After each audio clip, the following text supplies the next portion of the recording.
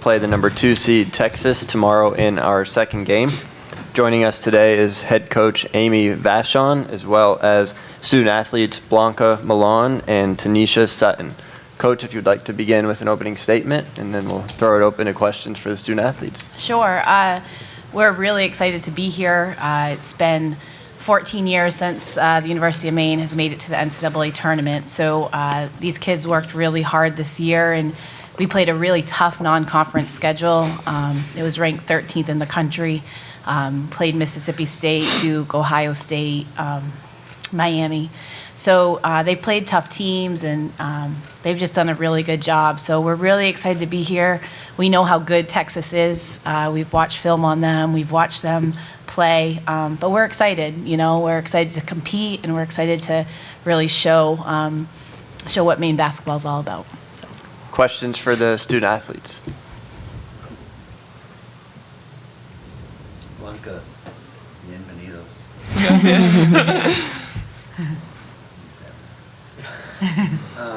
Texas is a lot taller than you guys, flat out. I think your tallest starter is about 6'1", they go 6'4", 6'3". How do you combat that part of the game? We know it's hard, so we really gotta focus boxing out, basically, and work really hard under the basket. We know they are athletic, so we gotta work with that. Tanesha, same question.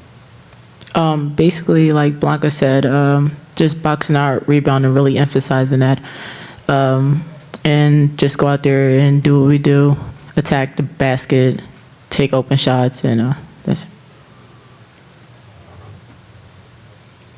Blanca, Jim Bertuno with the Associated Press.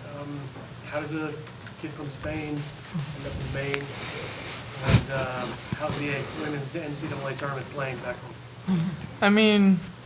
I always knew I wanted to play college basketball here, So after a long process of recruiting, Maine was the best thing for me. So I just came here, and now it's like living a dream, Last year we lost the championship game, so we couldn't come. So right now it's really exciting to be here, and everyone follows college basketball back home, and even more March Madness. So.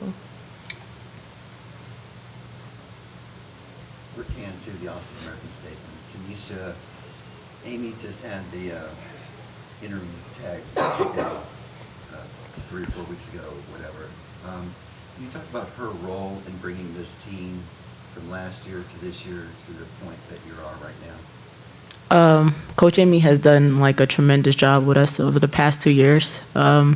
She's just been working to get us to where we are now, and even with new people added to our team. And we just went out there this year with the same, what should I say, the same motto, the same kind of built around that she wanted the team to be with. And she did a tremendous job. We love playing for her. And she really trusted us too. We trust in her too. Jim? The players, when you stepped out of your league, you played Mississippi State, Ohio State, some of those, Power 5 conference. How do you guys feel like you matched up physically, speed-wise, with the programs that are supposed to have those kind of athletes? We know they are really athletic teams, so we just focus on our game plan and try to run our things, so we can stay with them and work really, really hard. So that's it. Anything to add, Tanesha? Basically what Blanca said, just go out there with the game plan, work really hard. A lot of teams during the non-conference had a lot of height advantage and stuff over us, but we still went out there and worked hard. Blanca, what are the biggest challenges that Texas gives you from a player standpoint? I think basically they are a really athletic team, so we know that they play really hard basketball and it's going to be a tough game, but we also know that we work really hard, so we are ready to go out there. In the back. For both players, can you talk a little bit about the euphoria of last Friday, winning the America East Championship, getting over that hump, and now having this whole week to kind of process that, put that behind you, and get ready to play here in the NCAA? I mean, winning the American East Conference Championship was quite a day for us. You know, we were really excited. All the hard work paid off. But then, like you said, like right after that, we had to get ready for the NCAA tournament, start working on game plans and preparing for Texas. I mean, what she basically said, we had like 3 days to like enjoy the wins and everything, and then like get back to work. So. And one of the things I know about this team is the fact you guys are really a closely knit group. I mean, it's one of the truly close families I've seen in the years I've been doing Maine basketball. Talk about how you guys get along so well, and it really is that team unit.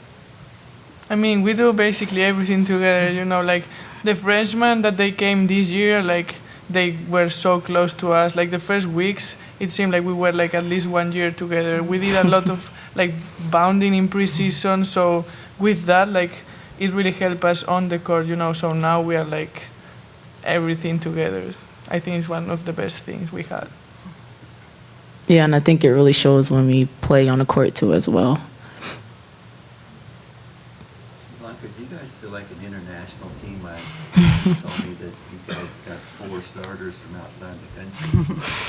Yeah, I mean, it's a completely different basketball, but when you are there, you know, like almost all of us is the second year here, so I don't know if it feels like we are from here, basically. It's different, but like maybe because language and all that, but like basketball-wise, once you know how everything works, it's basically the same.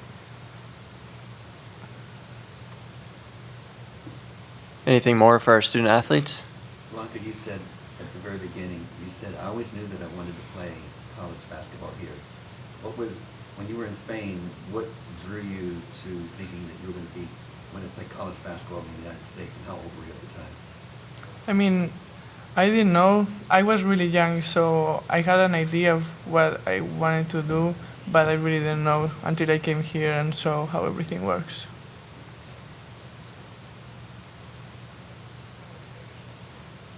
All good?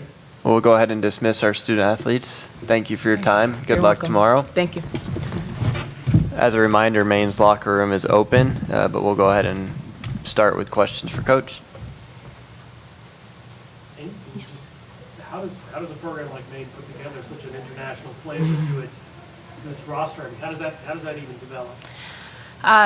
Well, it goes back when we first got here. Coach Barron was the head coach, and in the springtime, we were in need of players. We had lost a lot of players to not playing anymore and transferring down, and so in March and April in the United States, you're not going to find a lot of Division I players still available. So we really worked hard, and Coach Barron went on an international tour, per se, and we signed 6 kids that spring, and they were all international. Since then, that class graduated in 2016, and that pipeline has remained. And the kids have a great experience at Maine. Maine is a really special place. They feel they are their family. They're supported. We get great crowds. It's a great academic school, and so it's hard. When their parents send you halfway across the world. They want to know their kids are going to be taken care of, and so that's really important. And so the experiences that the former players have had helps, and so that we've been very fortunate to continue that pipeline. It's one thing when you're trying to put together, to mesh a roster that might be from different parts of one state, from multiple states, but you're doing it from across borders and countries. Yeah. Is there anything in particular that stands out that's a challenge for that? Or? I mean, I think Blanca said it. I think at first maybe language. They all speak English. I mean, that's not, people ask that a lot. They all speak English. They all understand English very well. But sometimes, using slang terms or that kind of thing can be lost. But basketball is basketball. And no matter where you are in the world, that round ball can unite a lot of different people from a lot of different places, and for us, it really has. And I mean, you forget that they're all from all around the world, you know, and it's just that they're all from Maine, and it's pretty cool. So. How do you combat the size advantage? Exercise? Yeah, I mean, it's tough. I'm hoping that the experience we had playing against the bigger teams in non-conference will help us, but you got to mix it up. You know, you have to, like the girl said, you have to box them out. You know, they're gonna get rebounds. They're gonna get I mean, they're just bigger than us, so they're gonna get some of those shots. But we want to try and make them take the shots that they're not comfortable taking. We understand, you know, we understand they're bigger than us. We're not going to go down and post Tanesha up against against their big kids, you know. But we'll try and do some different things. So. How gratifying from a personal standpoint has it been for you since last January to this March? And Yeah. you've done such a great job, and you finally take the interim tag off that you're standing in this situation right now. Yeah, it's really surreal. You know, I honestly get kind of emotional thinking about it. The last, I don't know, 14, 15 months have just been a roller coaster ride, you know, and I never would have thought that this was even possible. But I give complete credit to those 13 kids in that locker room. They said it. They trusted me, and they trusted our staff completely. And that's not easy. I mean, you know, you're coming with a head coach who had never been a head coach before last January, and they completely trusted us. And so it's surreal, and it's just been an amazing experience.